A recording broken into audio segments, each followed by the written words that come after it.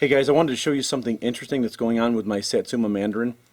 I took this out of my greenhouse because we had single-digit weather a month and a half or so ago, and so I had it in my grow room.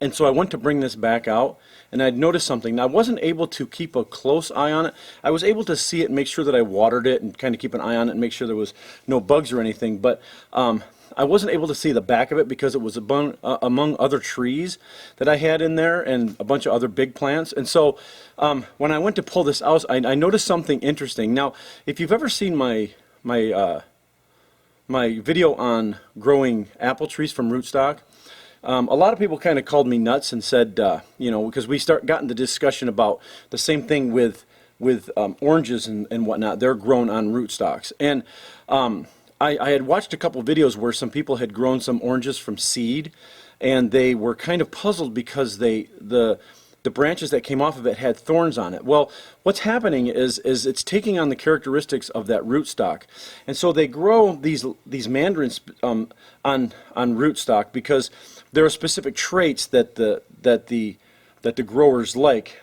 about the rootstock, and for instance, like cold hardiness and whatnot. So they pick up specific rootstock. But the problem with the rootstocks that they pick is that they don't really produce anything edible.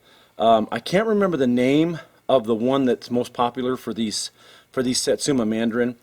It'll come to me as soon as I turn the video off. But anyways, if you were trying to grow some seeds from the mandarins, you're going to get the traits from that rootstock, which is going to be thorny and whatnot, and it'll produce these little hard, really inedible. Some people can say you can make a marmalade or something out of them, which might be true, but they're really bitter. It's called a bitter orange is what it's called. I don't remember the scientific name, but I know that these are grown on bitter orange. So I'm going to show you what happens when you don't prune them, is specifically if down near the rootstock where the graft is, if you let anything below the graft grow, you're going to get the traits of the rootstock. So I'm going to bring you in, I'm going to show you what happened over that course of a month and a half or so. Okay, so this is what happened here. Now this is the graft right here, and the Satsuma was grafted onto this rootstock. Anything below this graft that's grown, you're going to get the characteristics of the rootstock. And let me show you what I've got here. I don't know if you can see this too well. Let me bring this down. Can you see this? See those thorns? All these thorns that are on here. You can probably see them right here and right there. See those thorns right there? This is, if I let this go, this is just going to produce these bitter orange is what it's called. So this is what happens when you ignore it and let these suckers from the rootstock grow. So I'm going to cut these off, but before I did, I wanted to show you guys. I wanted to show you guys this.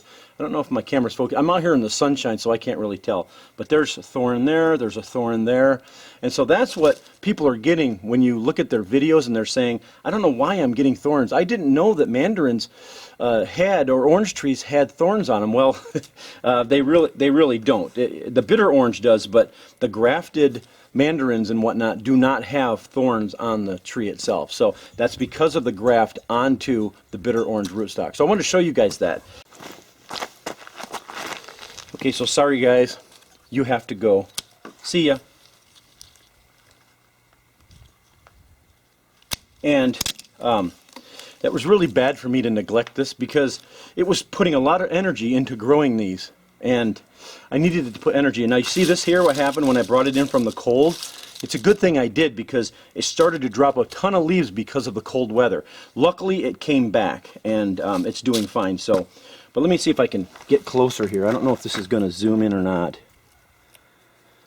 But you see these thorns right there? There's a thorn there, and there's thorns here. Like that. I don't know if it's focusing because I'm out here in the sunshine. But look at that. All that energy went into producing that. Oh, well. Live and learn, right? Keep an eye on your plants. So. Alright guys, well thanks a lot for watching, and we'll catch you next time.